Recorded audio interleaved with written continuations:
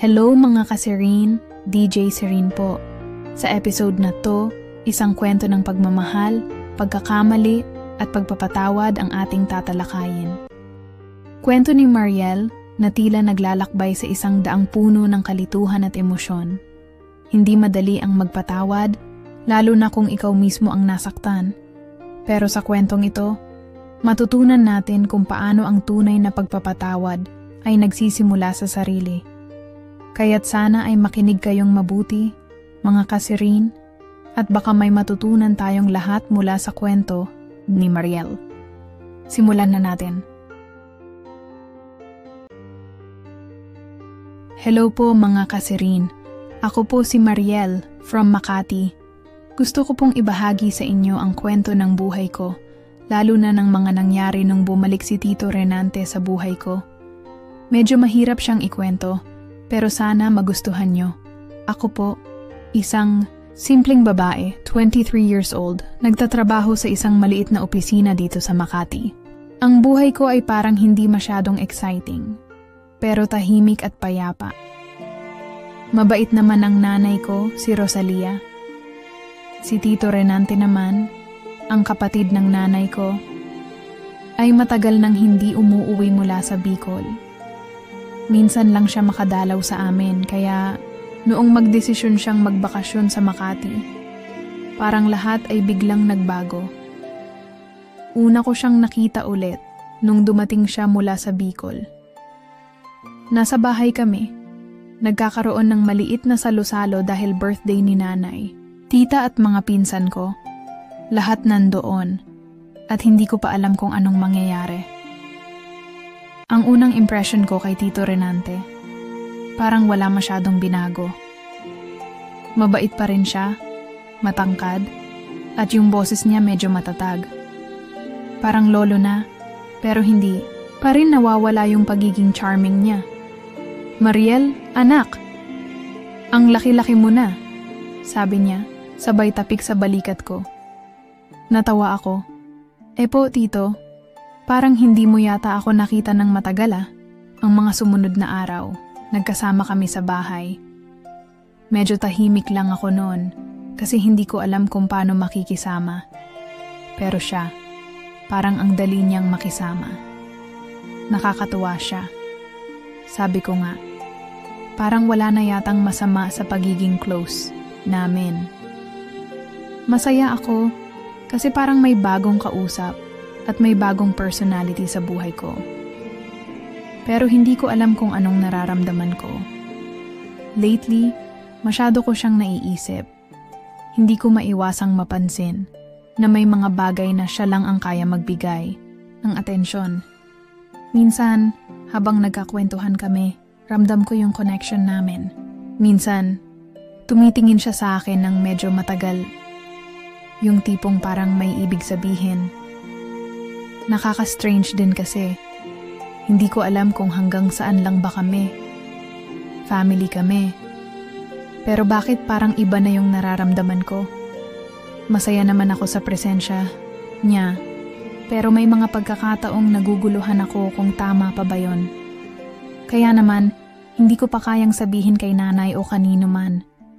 Gusto ko muna siguraduhin kung anong nangyayari. Ang lahat ng ito ay nagiging mas komplikado. Lalo na nung dumating ang isang gabi na hindi ko inaasahan. Hindi ko na alam kung paano ko sisimulan. Dama ko na ang saya ng mga araw na magkasama kami ni Tito Renante. Pero unti-unti, may kakaibang nararamdaman akong hindi ko kayang ipaliwanag. Lagi kaming magkasama sa bahay, nagkwekwentuhan, nagka-catch up tungkol sa mga nangyari sa buhay namin. Hindi ko alam kung nagiging close lang ba kami or may iba pang nangyayari. Isang gabi, after ng dinner, nagkausap kami ni Tito Renante sa teras. Tahimik lang.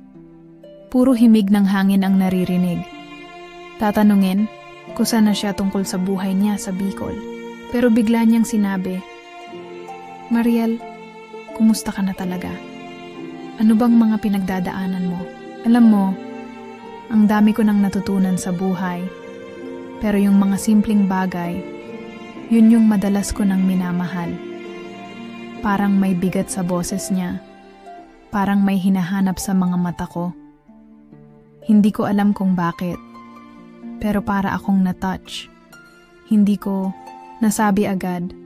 Pero pakiramdam ko, may pagkakaintindihan kami na hindi ko kayang ipaliwanag. Hindi naman siya parang tatay o kuya na may malalalim na payo. Parang isang tao lang na gusto kang makinig. Dahil ba sa trabaho ko? Wala akong masyadong time maglibang. Parang pagod na ako. Sagot ko, medyo pabiro pa. Totoo yan, sabi niya nakatingin sa malayo. Pero minsan, kailangan mo lang magpahinga.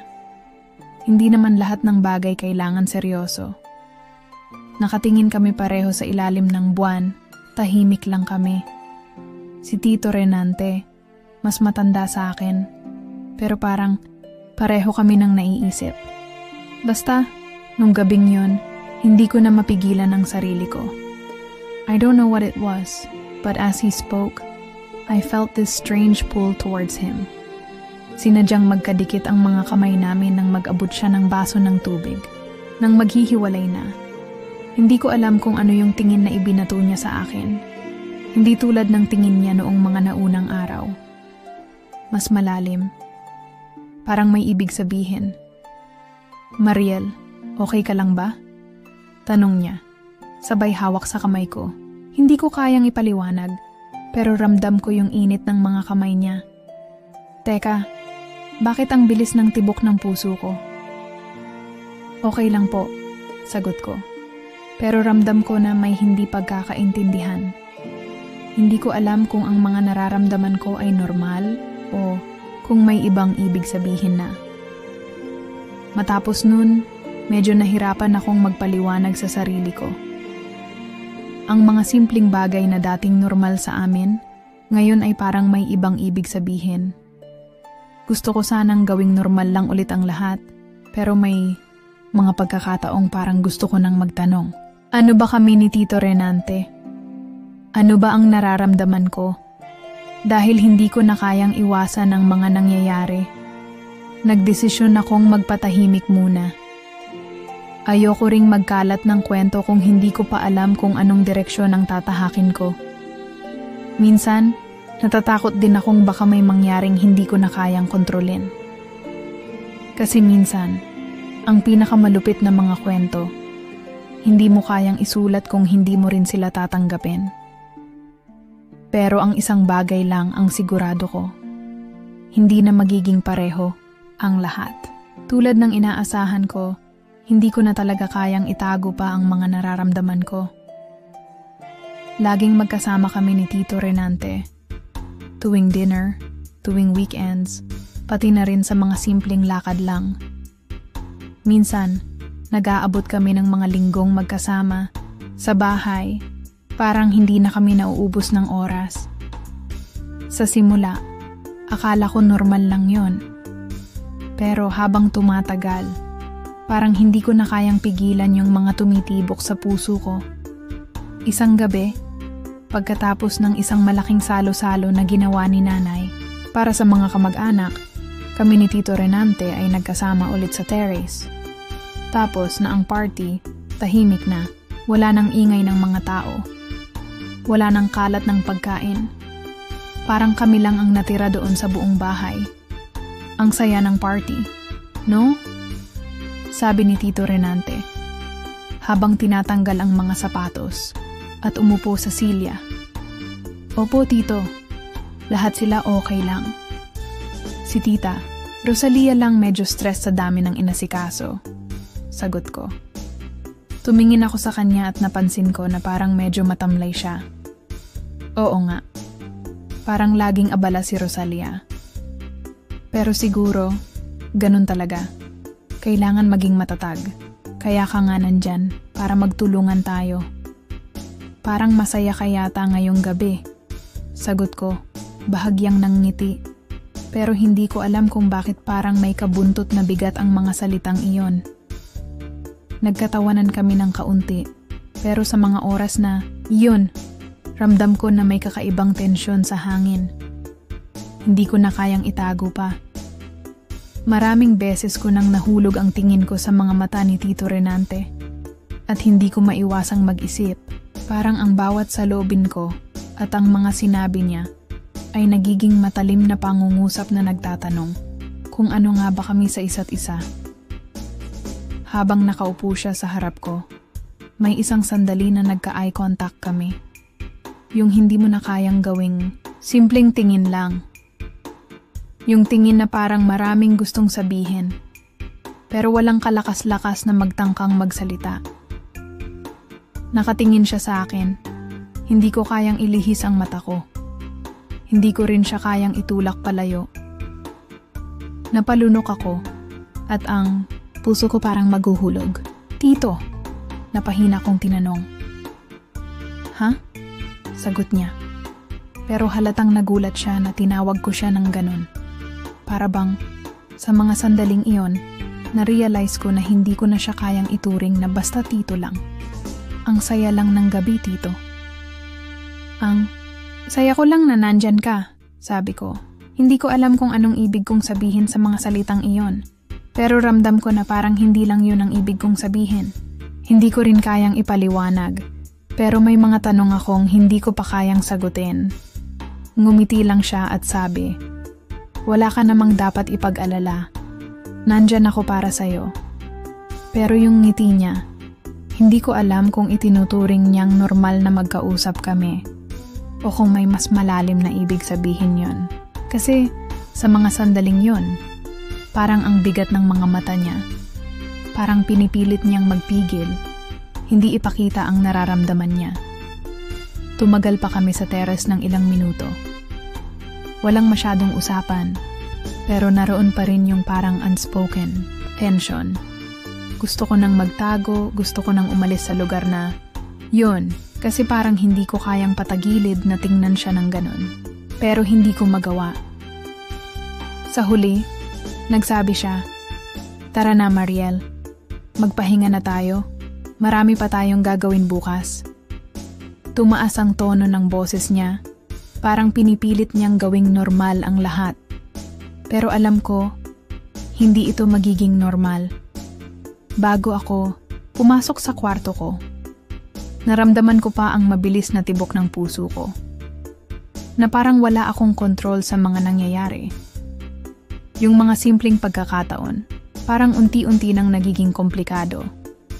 At sa gabing iyon, natutunan kong hindi lahat ng saloobin ay maaring itago. Kahit gaano ko papilit ipaliwanag sa sarili ko, nasa kwarto na ako, nakahiga sa kama, ngunit hindi ko kayang matahimik. Hindi ko rin kayang patagilid na isara ang mga mata ko. Kasi naiisip ko pa rin si Tito Renante. Yung mga tingin niya, yung mga sinabi niya, lahat ng iyon ay paulit-ulit sa isip ko. Gabi na, at medyo tahimik na sa bahay. Lahat ay natulog na, maliban sa amin. Hindi ko alam kung anong nangyayari, pero pakiramdam ko, may ilang piraso ng aking buhay na nawawala at siya lang ang makakapagbuo ulit. Habang nakahiga ako, narinig ko ang mga hakbang papalapit sa aking pinto. Nakaramdam ako ng kaba, hindi ko alam kung anong mangyayari. Naglakad siya ng maingat at maya-maya, naramdaman ko ang presensya ni Tito Renante sa aking pintuan. Mariel, nandyan ka ba? Tanong niya. Malumanay ang boses. Hindi ko siya sinagot agad, ngunit ramdam ko na parang gusto ko siyang makita. Nag-atubili ako, pero sabay buksan ko ang pinto. Pagbukas ko, nakatayo siya roon. Ang mga mata niya ay puno ng mga hindi nasabing salita. Hindi siya agad pumasok, pero alam kong may nais siyang iparating. Ang mga saglit na katahimikan na yon, parang pinipilit niyang maghanap ng tamang mga salita. Can I come in? Tanong niya. Mahina, parang tinatanong kung okay lang ba siya na pumasok sa kwarto ko. Hindi ko siya kayang pigilan. Kaya tumangulang ako at iniiwasan ang mga mata ko. Hinayaan ko siyang pumasok. At bago ko pa man maisip kung anong susunod na mangyayari, nakatayo na siya sa tabi ng kama ko. "Mariel," sabi niya. Nag-aalalang nakatingin sa akin. "Ano ba talaga ang nararamdaman mo? Bakit parang hindi ko maintindihan?" Nahulog ang tingin ko sa mga kamay ko at hindi ko alam kung paano ko sisimulan ang sasabihin ko. Tinatago ko ang takot ko, pati na ang kaguluhan sa dibdib ko. Ramdam ko ang init ng katawan ko at sa mga sandaling iyon, hindi ko na kayang pigilan. Tito," sagot ko. Mahina lang. Alam ko, hindi ito tama. Hindi ko alam kung bakit parang hindi ko kayang itigil ang nararamdaman ko. Naglakad siya patungo sa kama ko at naupo sa gilid ng kama. Hindi pa rin ako tinitingnan. Pero naramdaman ko na ang kanyang presensya ay nagbigay ng kakaibang kabang hindi ko kayang itago. At doon, sumunod na lang ang mga salita mula sa bibig ko. Sa bawat araw na magkasama tayo, hindi ko na kayang itago yung nararamdaman ko. Pero natatakot ako, Tito. Natatakot ako na baka magbago ang lahat. Sabi ko, halos maluha-luha na. Tito Renante, hindi pa rin ako tinitingnan ng buo, ngunit ramdam ko na may kabuntot na nararamdaman din siya sa mga sinabi ko. Matagal na hindi siya nagsalita, kaya't nagbigay ako ng isang malalim na hininga. Pagkatapos ng ilang minuto, tumayo siya, pinunasan ang mukha at tumingin sa akin. "Mariel," sabi niya, "I know this isn't easy, but this is something we can't just ignore." Ang mga mata ko'y halos hindi ko kayang ilihis mula sa kanya. Ang titig na iyon, parang may mga saloobin siyang hindi ko kayang maintindihan. Bago ko pa man magawa ang anumang bagay, naramdaman ko ang mga palad niyang humaplos sa aking mukha. Sa mga sandaling iyon, wala nang distansya sa pagitan namin. Wala na akong magawa kundi tumanaw sa mata ni Tito Renante, at siya rin ay hindi umiiwas sa akin. Ang mga kamay niyang dumampi sa aking katawan, unti-unti nagbigay ng init at kuryente sa bawat galaw niya. Hindi ko na alam kung anong nangyayari, pero hindi ko kayang pigilan ang aking katawan. Pumikit ako, hindi dahil gusto ko, kundi dahil ang mga sensasyon na nararamdaman ko ay masyadong matindi. "Mariel," ang sagot ni Tito Renante sa aking pangalan. "I can't stop thinking about you, about this." Nagpanting ang aking tainga sa narinig kong iyon. Ang mga salita niya, mga saloobin na hindi ko kayang gawing ordinaryo na lang. Ang gabing iyon tumagal ng sandali.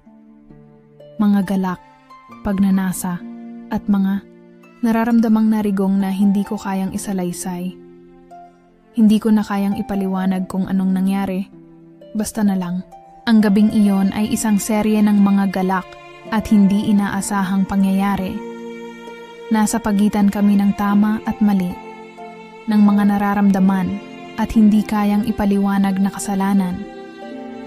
Lahat ng nangyari ay nagdala sa amin sa isang lugar kung saan hindi na kami makabalik.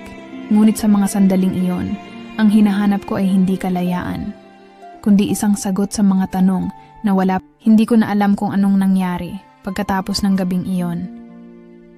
Ang mga susunod na araw, parang may mga piraso ng aking buhay na nawawala at hindi ko kayang buuin. Lahat ng nangyari sa kwarto, kahit gaano ko papilit ipaliwanag sa sarili ko, hindi ko kayang tanggalin sa aking alaala. Ang mga tanong ay nagsimulang magbukas ng mga pintuan na hindi ko alam kung paano isasara. Sa bawat araw na lumilipas, hindi ko kayang itago ang mga emosyon ko. Laging magkasama kami ni Tito Renante, pero parang may hindi pagkakaintindihan. Si Tito, magaan ang pakiramdam, parang walang nangyari. Pero ako, puno ng tanong at pagsisisi. Hindi ko kayang gawing normal ang mga pag-uusap namin kasi parang may lihim na nararamdaman na hindi ko kayang pangalanan. "Mariel," sabi ni Tito Renante. Isang umaga habang kumakain kami ng breakfast. Kumusta ka na? Parang malayo ang isip mo. Ngumiti lang ako. Hindi ko kayang tignan siya ng diretso. Wala po, Tito. Medyo naisip lang. Sinubukan ko magmukhang okay, pero hindi ko na kayang itago ang mga saloobin ko. Sa mga susunod na araw, parang gusto ko nang magtago sa mga tanong na bumabagabag sa utak ko. Ano nga ba kami? Ano ang ibig sabihin ng mga nangyari? Laging may puwang ng hindi pagkakaintindihan sa mga mata ko at sa mga mata niya. Pumunta kami sa isang coffee shop, magkasama, para makapag-usap ng tahimik. Gusto ko sanang magtanong tungkol sa mga nangyari, pero hindi ko kayang ilabas ang tanong ko. Si Tito Renante, tahimik lang, at parang walang nakakaalam ng lahat ng nangyari. Mariel, sabi niya, pagkaputok ng katahimikan sa pagitan namin, hindi ko alam kung anong nararamdaman mo, pero ayokong magpatuloy ang bagay na ito na walang linaw. Nabigla ako. Hindi ko alam kung anong ibig niyang sabihin. Ano pong ibig niyo sabihin? Tanong ko. Hindi ko kayang pigilan ang takot na sumilip sa mga mata ko. Si Tito Renante ay tinitigan ako ng seryoso. Gusto ko lang na maging malinaw ang lahat, Mariel. Hindi ko alam kung ano ang nararamdaman ko. Hindi ko kayang gawing tama ito. Pero ang mga nangyari sa atin, hindi ko na kayang balewalain. Dahil sa mga salitang iyon, para akong nahulog sa isang madilim na hukay. Ang mga pira-piraso ng nararamdaman ko na matagal ko nang tinatago ay nagiging buo. Hindi ko na kayang pigilan ang sakit na dulot ng mga saloobin ko. Ang hirap po, sabi ko. Hindi ko kayang ikubli ang mga luha ko. Tito, hindi ko po alam kung anong mangyayari. Hindi ko po alam kung tama bang nararamdaman ko. Tumahimik siya saglit. Matapos ang ilang segundo, tumingin siya sa akin at nagbuntong hininga. I know, Mariel. I understand how hard this is for you. But maybe it's time to step back. Baka mas mabuti kung mag-isip tayo ng mabuti. Ang mga salita niyang iyon ay parang binagsak na bato sa puso ko. Hindi ko alam kung paano ko itutuloy ang lahat ng ito. Pero ang nararamdaman ko ay parang isang agos na hindi ko kayang itigil. Pero Tito, sagot ko, hindi ko kayang magbago agad. Hindi ko kayang itapon lahat ng nararamdaman ko. At hindi ko rin kayang gawing madali ito. Sagot niya, seryoso. Pero kailangan nating magdesisyon, Mariel. Kailangan nating magtulungan na ayusin ito. Sa mga salitang iyon, parang may malaking pader na itinayo sa pagitan namin. Alam ko, hindi kami pwedeng magpatuloy sa ganitong kalagayan nang hindi nagsasabi ng totoo sa isa't isa. Ang mga saloobin ko ay nagiging mas komplikado at nararamdaman kong parang ang bigat-bigat na ng puso ko. Siguro, sagot ko, mas mabuti na magkaalaman na lang tayo. Baka mas makabubuti sa atin. Tumango siya, ngunit ang mga mata niya ay puno ng kalituhan. Hindi ko kayang tignan siya ng matagal. Kaya tinalikuran ko siya at pinigilan ang mga luha na gustong dumaloy. Pumunta kami sa mga susunod na araw na magkasama, pero may distansya na sa pagitan namin. Ang gabing iyon ay nagbukas ng mga bagong katanungan na hindi ko kayang sagutin. Ang nangyari sa amin ay naging simula ng mas maraming katanungan at sa bawat saglit, mas lalapit kami sa katotohanang hindi ko kayang tanggapin. Ngunit sa huli, natutunan ko na ang tunay na sagot ay hindi palaging makikita agad. Minsan, kailangan mo lang hayaan ang mga tanong na manatili at hayaang magturo sa iyo ang bawat sandali. Mga ilang linggo ang lumipas at parang walang pagbabago. Si Tito Renante at ako ay magkasama pa rin, pero may mga bagay na hindi ko kayang gawing normal. Yung dating masaya at magaan na relasyon namin, bilang magtiyod pamangkin, naging puno ng katahimikan at mga hindi nasasambit na salita. Minsan nag-uusap kami tungkol sa mga simpleng bagay, trabaho, pamilya, at mga plano sa buhay. Pero sa kabila ng lahat ng iyon, alam kong may hindi tamang nangyayari sa aming dalawa. Isang hapon, nagkayayaan kaming magpunta sa isang park sa Makati. Wala lang, parang gusto lang ni Tito na mag-relax at magpalipas ng oras. Hindi ko alam kung anong nararamdaman ko noon, pero sa tuwing magkasama kami, parang ang bigat ng pakiramdam ko. Hindi ko kayang magpanggap na okay lang. At sa kabila ng lahat, nahihirapan akong magsalita ng totoo. Habang naglalakad kami sa parke, hindi ko kayang iwasan ang mga tanong sa sarili ko. Ano ba kami ni Tito Renante? Kung hindi ko pa nga kayang tanggapin ang nararamdaman ko, paano siya? Bakit ba kami nagkaganito? Hindi mo ba ako tatanungin kung anong nangyari? Tanong ni Tito, na nagbabalik loob sa akin nang makita niyang tahimik. Ako, napakunot ang noo ko. Anong ibig mong sabihin, Tito? Si Tito Renante ay hindi umiwas ng tingin.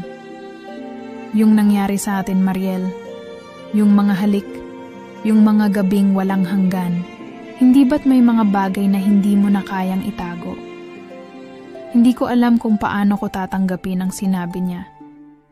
Parang may buhawi ng emosyon na gustong sumabog sa dibdib ko at hindi ko kayang pigilan. Hindi ko alam kung ano ang mas nakakabigat, ang mga sinabi niyang iyon o ang katotohanan na hindi ko kayang patagilid na itapon sa ilalim ng carpet. Alam ko, Tito, sagot ko malumanay. Pero hindi ko pa rin kayang tanggapin. Tumigil kami sa gitna ng parke. Pumagitna kami sa isang bench. Ang mga mata ni Tito ay malalim at puno ng kalituhan. Hindi mo ba ako naiintindihan, Mariel? Tanong niya sabay hawak sa kamay ko. Hindi ko rin alam kung anong nangyari, pero ang nararamdaman ko, hindi ko kayang baliwalain. Napaatras ako ng konti. Hindi ko po alam, Tito. Hindi ko po kayang gawing normal ang mga bagay na ito. Lumingon ako sa paligid. Parang may mga mata na nakakakita sa amin at parang ang bigat ng bawat sandali. Ngunit tumingin siya sa akin at ngumiti. Isang ngiti na may pagkaseryoso, hindi gaya ng mga ngiti niyang dati. Siguro nga, hindi pa natin kaya. Pero baka kung maghintay tayo ng tamang panahon, baka magkaintindihan tayo. Ang mga mata ni Tito ay puno ng mga saloobin. Mga salita na hindi pa nasasabi. Doon ko lang napansin na hindi siya natatakot sa nangyari. Hindi siya nagmamadaling magdesisyon. Pero may mga bagay na matagal na niyang alam na hindi nila kayang balewalain. Naisip ko na marahil sa mga panahon na ito, hindi kami pwedeng magtulungan para magtakip ng mga kasalanan. Kailangan namin magpatawad sa isa't isa. Hindi lang sa mga pagkakamali, kundi pati sa hindi pagkakaintindihan na pumuno sa aming relasyon. Hindi na ako nakasagot nang tinitigan niya ako ng seryoso. Parang hinihintay na marinig ko kung ano ang nararamdaman niya. Gusto kong magbigay ng sagot, pero ang katotohanan ay hindi ko pa kayang tanggapin. Hindi ko pa kayang gawing normal ang lahat ng nangyari. Baka nga, Tito, sagot ko. Baka kailangan lang natin ng oras. Tumayo siya mula sa bench at tinitigan ako. Minsan, Mariel, ang pinakamalaking sagot sa lahat ng tanong ay ang pagtanggap na hindi lahat ng sagot ay makikita agad. Hindi natin pwedeng pilitin ang mga bagay. Maghihintay tayo. Maghihintay tayo ng tamang pagkakataon. Tinutok ko ang mga mata ko sa kanyang mga mata at hindi ko kayang magsalita. Alam ko na ang mga salitang iyon ay may bigat, ngunit may pag-asa rin. May pag-asa na kahit pa maraming kasalanan at mga bagay na hindi pa namin kayang intindihin, darating ang panahon na magiging malinaw din ang lahat. Tinutok ko ang mga mata ko sa malayo. ang puso ko ay mas mabigat kaysa dati. Hindi ko alam kung anong susunod.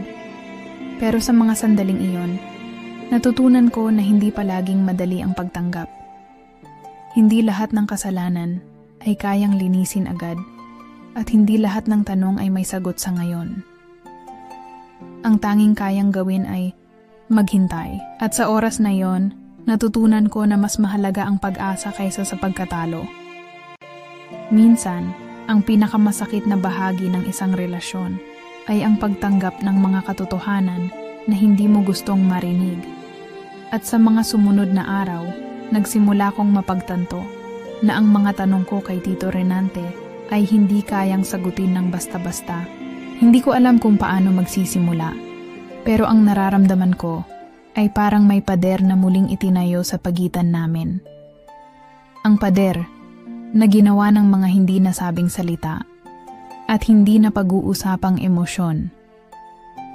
Isa sa mga gabing iyon, nagpunta kami sa Bicol kung saan ang pamilya ni Mama Rosalia ay naroroon.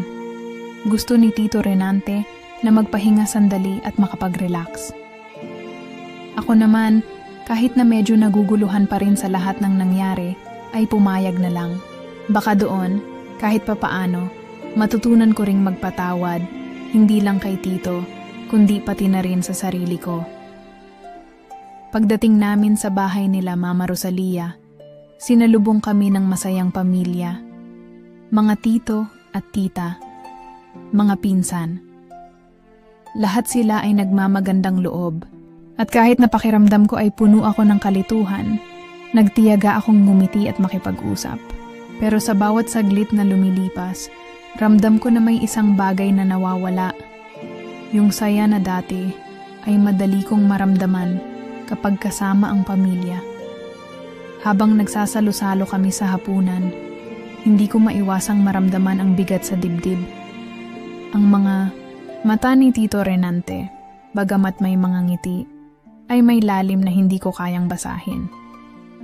Minsan, tinitingnan ko siya at iniisip ko kung ano nga ba ang nararamdaman niya. Parang nagiging mas mahirap ang lahat. Pero may mga pagkakataon din na naiisip ko, baka nga, tulad ko, hindi rin niya alam kung paano haharapin ang lahat ng nangyari. Habang natutulog kami sa kwarto, may mga pagkakataong tahimik si Tito. Si Mama, Rosalia naman, na walang kaalam-alam sa nangyari, ay masaya pa rin. Naramdaman ko na gusto niyang magbigay ng mga payo, pero hindi ko kayang magbukas ng usapan sa kanya tungkol sa mga nangyari. Ang kwarto namin ni Tito ay puno ng mga hindi nasabing bagay. "Mariel?" sabi ni Tito Renante isang gabi, habang magkasama kami sa kwarto at naghahanda ng mga gamit para matulog. "Alam kong hindi mo pa ako kayang patawarin, pero sana magkausap tayo. Hindi ko alam kung anong sasabihin ko. Hindi ko pa kayang harapin ang katotohanan na may nangyari sa amin na hindi dapat mangyari. Masakit, kasi parang lahat ng nararamdaman ko ay hindi ko kayang ipaliwanag."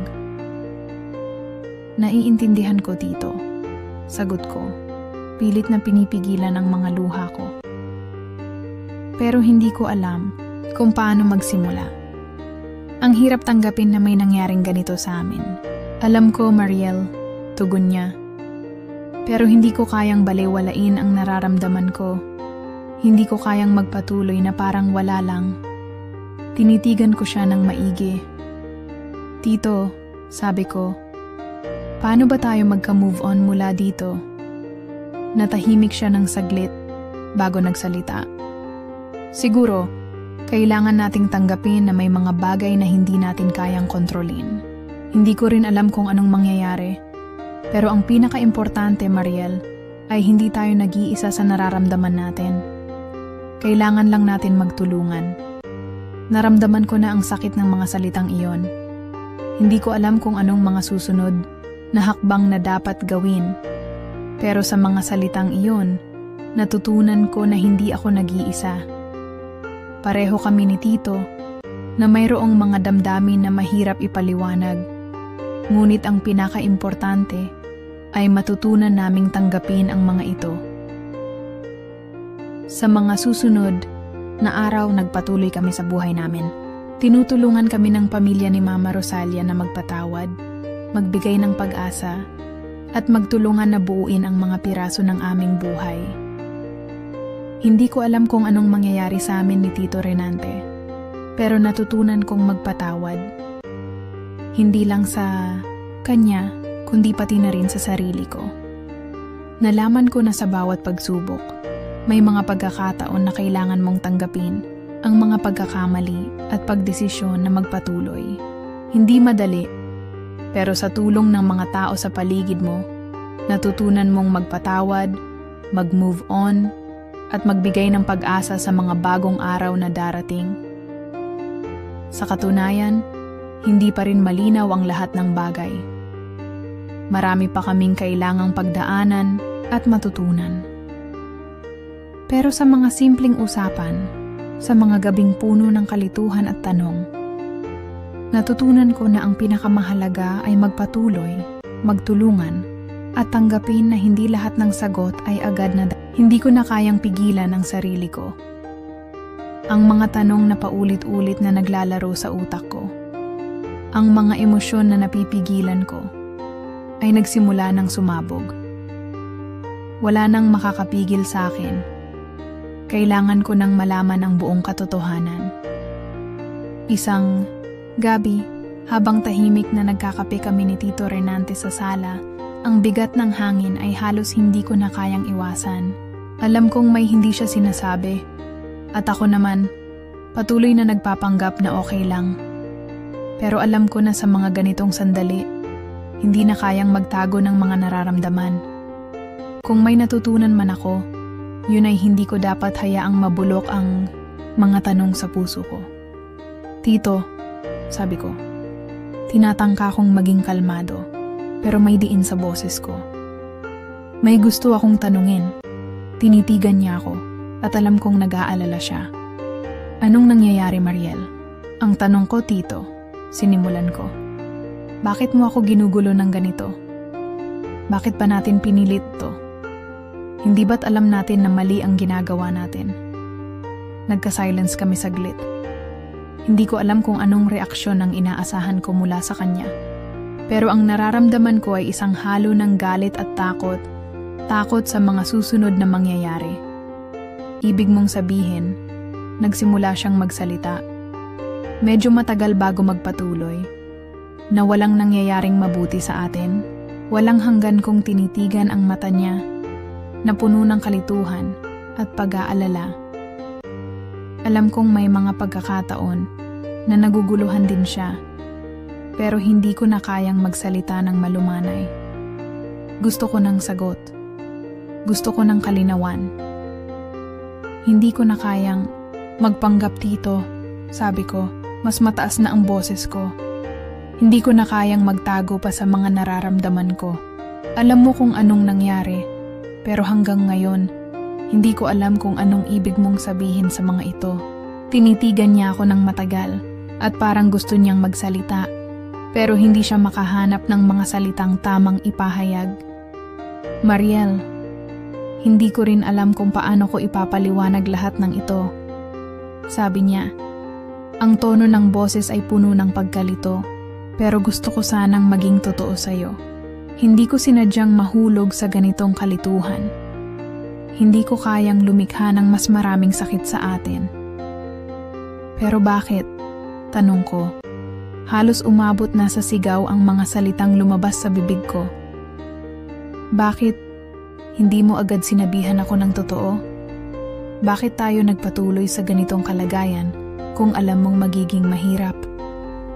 Si Tito Renante ay hindi agad nakasagot. Tinutok niya ang mga mata niya sa sahig at sa mga sandaling iyon, alam ko na ang nararamdaman niya.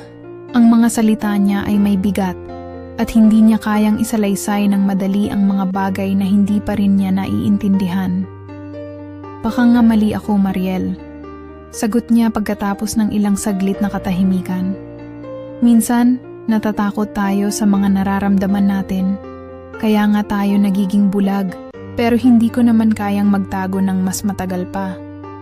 Hindi ko na kayang patagilid na magsinungaling. Gusto ko sanang mabigyan kita ng mga sagot, pero hindi ko rin alam kung paano. Habang nagsasalita siya, naramdaman ko na parang ang mga pader na itinayo ko sa paligid ko ay nagsisimula ng bumagsak. Pero ang mga emosyon ko ay nagsasapantaha pa rin. Masakit pa rin. Hindi ko alam kung paano ko tatanggapin ang lahat ng ito. Naguguluhan ako. Ang sakit, Tito, sabi ko. Tumigil na ako sa pagtago ng aking mga emosyon. Ang sakit na hindi mo sinabi agad. Ang sakit na hanggang ngayon, parang hindi ko alam kung anong lugar ko sa buhay mo. Pinilit niyang yakapin ako, ngunit sa mga sandaling, iyon, hindi ko pa kayang tanggapin ang lahat. Umiiwas ako, at ang mga mata ko ay puno ng luha na ayaw tumulo. Gusto ko sanang yakapin siya, pero ang sakit ay masyadong matindi. Hindi ko kayang magpatawad ng basta-basta. Mariel, sabi niya. Ang boses niya ay malambot at puno ng pagsisisi. Hindi ko alam kung paano ko aayusin to, pero sana mapatawad mo ako. Ang mahalaga, hindi ko na kayang magpatuloy ng ganito. Ang katahimikan ay sumunod. Tumingin ako kay Tito, at sa mga mata niyang puno ng panghihinayang, nakita ko ang isang tao na handang humarap sa pagkakamali. Ngunit hindi ko pa rin alam kung paano tatanggapin ang lahat ng ito. Wala pa akong sagot, at wala pa akong kalinawan. Ang hirap tanggapin na ang mga kasalanan ay may mga kalakip na epekto sa relasyon na matagal mong ipinagmalaki. Hindi ko na kayang magsalita. Ang bawat sagot, bawat tanong, ay parang hindi sapat. Tanging ang bigat ng mga nararamdaman ko ang nagsasalita. Siguro, Tito, kailangan ko lang ng oras, sabi ko. Medyo nanginginig ang boses ko. Baka sa ngayon, yun lang ang kaya ko. Nagkatinginan, kami, sa mga mata ni Tito, nakikita ko ang lahat ng pagsisisi. At kahit na masakit, alam ko na ang proseso ng pagpapatawad ay hindi madali.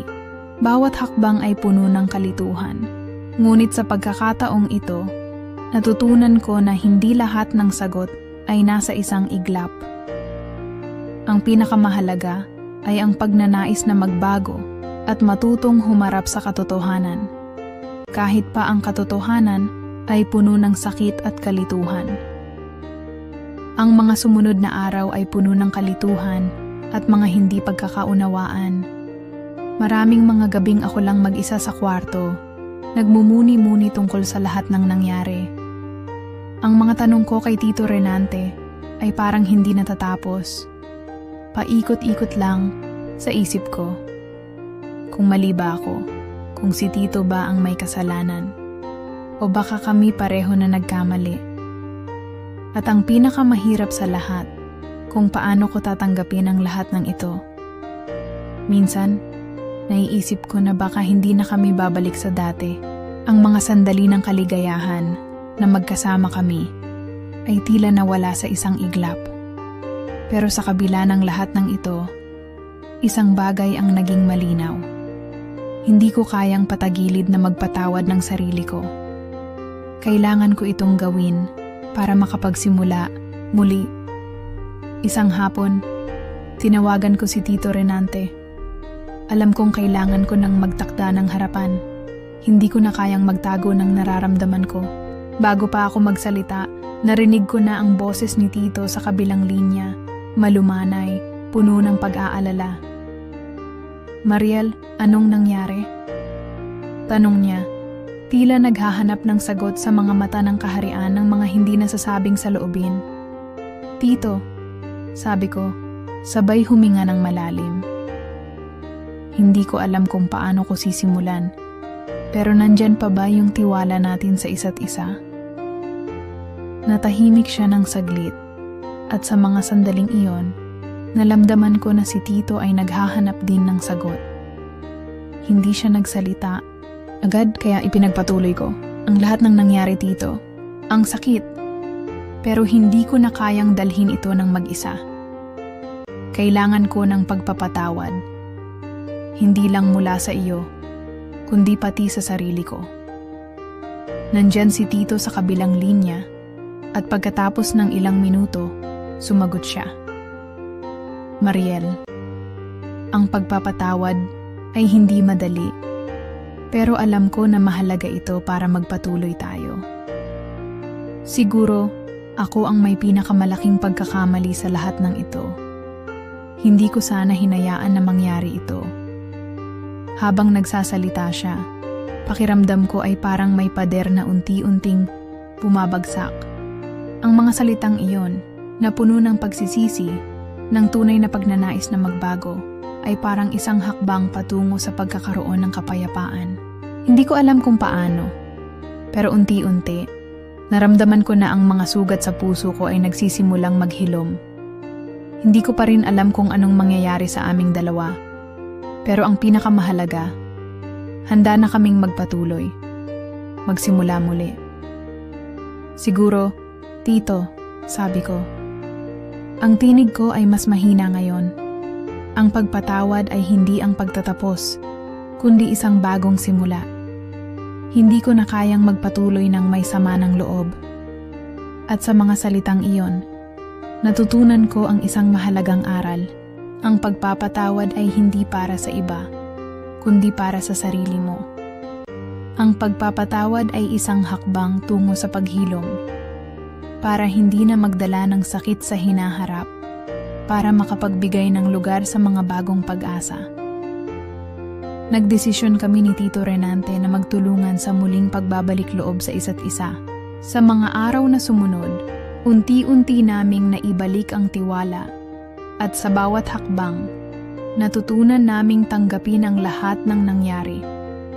Hindi ito naging madali. Maraming gabi ng kalituhan, maraming oras ng mga hindi nasabing salita. Ngunit sa bawat hakbang, natutunan naming magpatuloy. Hindi ko alam kung anong mangyayari sa amin ni Tito Renante. Ang relasyon namin ay puno ng mga komplikasyon at ang pagpatawad ay hindi nagtatapos sa isang desisyon. Pero ang pinakamahalaga, natutunan ko na sa kabila ng lahat ng pagkakamali, ang pagmamahal at pagpapatawad ay may kakayahang magbukas ng bagong pag-asa. Hindi ko na kailangan pang magtakip ng mga sugat. Dahil alam ko na sa mga paghilom na ito, nagsisimula kami muli. Hindi perpekto. Pero may mga pagkakataon pa rin na dapat paghandaan. Sa mga natutunan ko mula kay Tito, mula sa aking pamilya, at mula sa sarili ko, natutunan kong ang buhay ay hindi palaging magaan. Ngunit sa mga pagsubok, may mga pagkakataon na magpatuloy at maghanap ng bagong simula. At sa simula ng bagong araw na iyon, alam ko na ang pagpapatawad ay hindi natatapos sa isang salita. Ang pagpapatawad ay nagsisimula sa bawat hakbang, patungo sa paghilom, patungo sa muling pag-asa. Ayan, mga kasirin, natapos na naman ang isang makulay na kwento. Maraming salamat, Mariel, sa pagbabahagi ng iyong puso at sa pagbigay sa atin ng aral tungkol sa pagpapatawad. Kahit na mahirap, natutunan nating hindi lahat ng sugat ay kailangang maghantong sa kalungkutan. May mga pagkakataon na ang pagpapatawad ay magdadala sa atin ng bagong pag-asa. Mga kasirin, sana ay may napulot kayong bagong pananaw at lakas mula sa kwento natin ngayong gabi. Huwag kalimutan na lahat tayo ay may pinagdadaanan at minsan, ang pinakamahalaga ay matutong magpatawad, lalo na sa sarili. Hanggang sa muli, o mga kasirin, mag-ingat kayo at patuloy na maging mabuti sa isa't isa.